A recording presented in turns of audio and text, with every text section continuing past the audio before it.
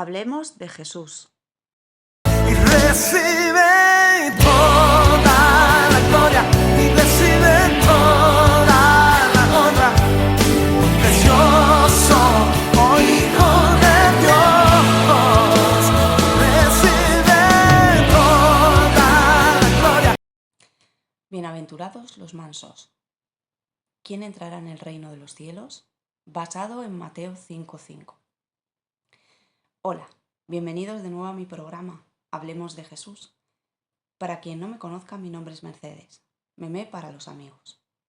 El otro día estuvimos viendo lo que significa bienaventurados los que lloran y recordando a quiénes iban dirigidas estas bienaventuranzas. Hoy repito, iban dirigidas a los seguidores o discípulos de Jesús. Hoy bienaventurados los mansos porque recibirán la tierra por heredad. Mateo 5:5. ¿Qué quiere decir esto? Pues vamos a empezar hablando de lo que significa ser manso y de la mansedumbre. Ser manso significa ser dócil, es decir, ser una persona que cumple con agrado lo que se le manda. Lo contrario de manso sería rebelde o desobediente.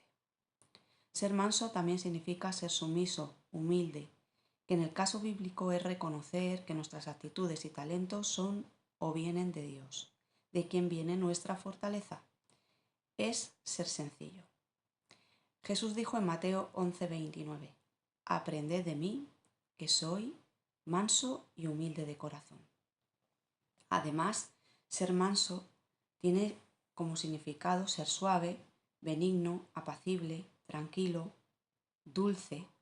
Desde luego estos adjetivos describen perfectamente a Jesús. Por eso tenemos que aprender de él. Jesús dijo también, bástale al discípulo ser como su maestro, en Mateo 10:25. Debemos aprender de él para poder llegar a ser como él. Por eso dijo lo que antes mencioné, aprended de mí. Él es nuestro ejemplo de vida. En Mateo 5:5 dice que los mansos heredarán la tierra, el reino de Dios. En Gálatas 5:16-24 nos explica y advierte de algo importante. En el momento en que tenemos un encuentro con Jesús, nuestra vida ya no puede ser igual que antes. Hay un antes y un después en nosotros, un cambio. Es volver a nacer, pero no físicamente, sino espiritualmente, como le dijo Jesús a Nicodemo, porque hemos reconocido que somos pobres de espíritu, la primera bienaventuranza. Hemos visto en nosotros el mal, nuestro pecado, y hemos reconocido la necesidad al arrepentirnos de obtener el perdón de Dios a través de la confesión de nuestros pecados y la confesión de fe por creer que Jesús, Dios hecho hombre, murió por ellos en la cruz ocupando nuestro lugar y que resucitó al tercer día. Por medio de su sacrificio, su sangre derramada en esa cruz nos limpia de pecado y nos perdona. Él borra todo lo malo y nos hace nacer espiritualmente de nuevo para que dejemos atrás la vida vieja y la forma de vivir que teníamos antes en todas sus facetas para llegar a ser como Jesús, para llegar a ser como Él.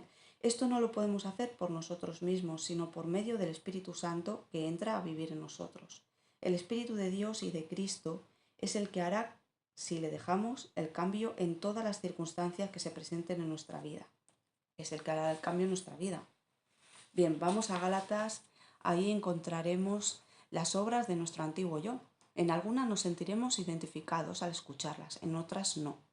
Pero ahí las menciona y añade cosas semejantes a estas. Estas obras se contraponen con los frutos del Espíritu Santo que son absolutamente antagónicos. Leamos Gálatas 5:16-25. Digo pues, andad en el Espíritu y no satisfagáis los deseos de la carne, porque el deseo de la carne, que es de nuestra naturaleza pecaminosa, aquello a lo que estábamos acostumbrados a hacer o a reaccionar, la manera de reaccionar ante ciertas circunstancias que se nos presentan, el deseo de la carne, como decía, es en contra del deseo del Espíritu y el del Espíritu es en contra del de la carne y estos se oponen entre sí para que no hagamos lo que quisiéramos. Es decir, se origina una batalla interna entre lo que quiero hacer o cómo quiero responder ante ciertas situaciones y lo que debo hacer. Para eso somos guiados por el Espíritu.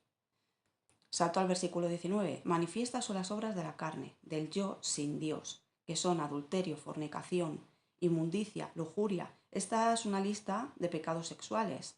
Pero ahora continuamos con otra: idolatría, adoración a todo lo que no es Dios o Jesús.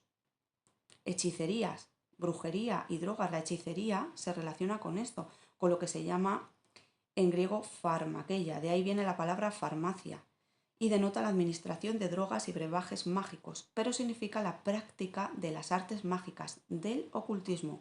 Y esta última parte incluye los pecados de temperamento. En esto seguro que nos vamos a ver reflejados en algo: enemistades, pleitos, celos, iras, contiendas, divisiones, herejías, envidias, homicidios, borracheras, orgías y cosas semejantes a estas. En cuanto a esto os advierto, dice el apóstol Pablo a los cristianos de Gálatas, sí, a los cristianos, que los que practican tales cosas no heredarán el reino de Dios, no heredarán la tierra. El creyente puede caer en esta clase de proceder si camina según la carne. En todo esto que hemos leído no encontramos nada puro ni santo, sino todo lo contrario. Para no volver a vivir de esta manera, para no practicar estas cosas y otras de nuestra vieja forma de vivir y reaccionar, necesitamos ser mansos y humildes. Y así seremos como Jesús. En Gálatas 5, 22, 23 encontramos el fruto del Espíritu Santo, que en la definición de manso encontramos varios atributos: benignidad, humildad, mansedumbre. Y es que quien ha entregado de verdad su vida a Jesús ya no vive como antes para agradarse a sí mismo, sino para agradar a su Señor. Quienes muertos al pecado vivimos por su Espíritu Santo, hemos de producir, por lo tanto, el fruto de su Espíritu, entre los cuales está, como hemos visto, la mansedumbre, que viene de manso, la benignidad y la bondad, junto con el dominio propio. Así dice, el fruto del Espíritu es amor. El amor es crucial y los demás deben depender de este. Después viene el gozo, alegría que no depende de las circunstancias que atravesamos, sino de Dios, que lo produce en medio de ellas. Al igual que la paz, que es un reposo interior y relaciones armónicas con los demás. La paz nuestra y de nuestro interior lleva a cabo relaciones armónicas con los demás. Después nombra la paciencia, refiriéndose a la actitud de uno hacia otros, y conlleva el no tomar represalias ni vengarse por el mal recibido. Luego nombra la amabilidad o benignidad, después la bondad, que es la rectitud del alma que aborrece el mal. También honestidad recta en motivos y conducta. Añade otro, que es la fe, y después nuestro querido fruto de hoy, la mansedumbre, que se basa en la humildad. Es una actitud diferente para con otros, que es consecuencia de negarse a uno mismo o negarse a sí mismo. Es la virtud que modera la ira y sus efectos desordenados, los que hemos visto en las obras de la carne, como las divisiones, peleas e incluso homicidios. La mansedumbre es una forma también del último fruto, el dominio propio, que evita toda acción desordenada de resentimiento por el comportamiento de otros. Se traduce en dominio de la vida propia por medio del Espíritu Santo. Es todo lo contrario a lo que suele salir del ser humano por naturaleza y por regla general, a su forma de reaccionar ante las situaciones o circunstancias de nuestro diario vivir. Para ejercer el dominio propio necesito negarme a mí mismo.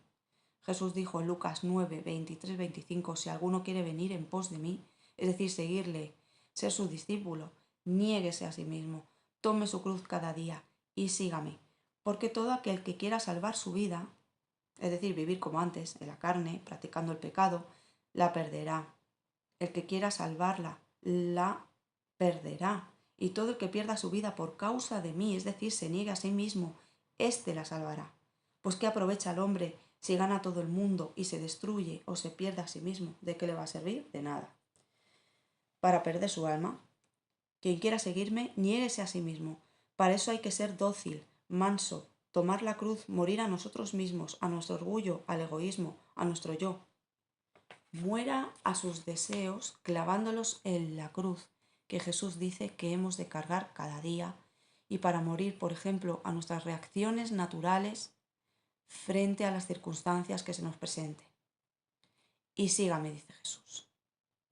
Es decir, no seas como tú, sé como yo, dice Jesús. Sigue mis pasos, sé como yo en esas circunstancias, porque yo quiero producir en ti lo que no hay de forma natural, los frutos de mi espíritu, de mi vida en ti. Así seremos mansos y humildes y heredaremos el reino de Dios. Por la fe en las circunstancias diarias que se te presenten, tendrás que renunciar a tus derechos para hacer lo que Dios te pide, a lo que tú quieres hacer, para hacer lo que Dios te pide que hagas en ese momento. Por la fe vas a tener que comportarte como Él te diga, sin saber muchas veces a dónde te llevará lo que estás haciendo, porque Él te lo ha pedido y tú, que en mansedumbre has obedecido, vas a comprobar, uno, que el Señor, mientras está trabajando en ti para hacerte más como Él y menos como tú mismo, a la vez, por medio de tu obediencia, la vida de Jesús se está manifestando a esa persona a través de ti. Eso, 2. ¿Por qué? Porque escogiste ser manso como Él y humilde de corazón. 1. Mientras el Señor está trabajando en ti para hacerte más como Él y menos como tú, está produciendo en ti sus frutos. Está haciendo que te parezcas más a Él. Y 2, la vida de Jesús se está manifestando a esa persona que está en medio de esas circunstancias que tiene que ver contigo en ese momento, a través de ti. ¿Por qué? Repito, porque escogiste ser manso como Él y humilde de corazón. Nos vemos en el próximo programa. Un abrazo y bendiciones. Dios te bendiga.